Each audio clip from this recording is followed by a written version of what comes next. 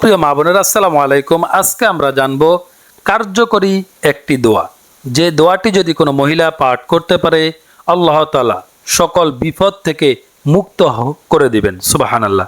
এই দোয়াটি যদি কোনো মহিলা পড়তে পারে তাহলে আল্লাহ তাআলা যেই কোনো বালা মুসিবত বিপদ আপদ সকল বিপদ থেকে আল্লাহ তাআলা তাহাকে মুক্তি দান করবে। দোয়াটি বলার পূর্বে আপনারা যারা ভিডিওটি দেখছেন অবশ্যই আপনারা চ্যানেলটিকে সাবস্ক্রাইব করে রাখবেন। দোয়াটি হচ্ছে লা ইলাহা ইল্লা আনতা সুবহানাকা ইন্নী কুনতু মিনাজ জালিমিন। সকলে জানেন যে কোনো বিপদে পড়বেন এই দোয়াটি পড়বেন।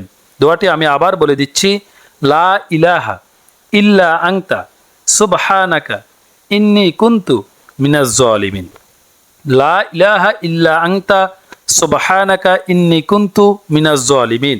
যারা আরবিতে না পারেন বাংলাতে উচ্চারণটি আপনারা এইভাবে করতে পারেন, লা ইলাহা ইল্লা আনতা সুবহানাকা ইন্নী কুনতু মিনাজ জালিমিন। লা ইলাহা ইল্লা আনতা সুবহানাকা ইন্নী কুনতু মিনাজ জালিমিন।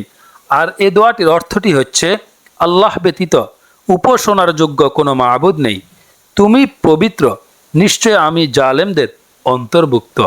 এরপর আরেকটি দোয়া রয়েছে, সেটিও আপনারা পড়তে পারেন। সেই দোয়াটি হচ্ছে আল্লাহু আল্লাহু, দুইবার বলতে হবে, আল্লাহু আল্লাহু রব্বি লা উশরিক বিহি শাইআন।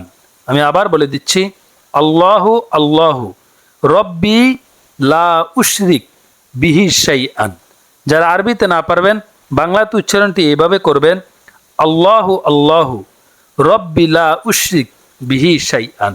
আর এই দোয়াটির অর্থটি হচ্ছে, হে আমার মালিক, আমার প্রভু প্রতিপালক, আমি তার সাথে কাউকে শরিক করি না। যে কোনো বিপদ আপদে আপনারা এই দুটি দোয়া পড়তে পারেন, আল্লাহ তাআলা সেই বিপদ আপদ থেকে মুক্তি দান করবেন। অবশ্যই চ্যানেলটিকে সাবস্ক্রাইব করে আমাদের সাথে থাকবেন। ধন্যবাদ।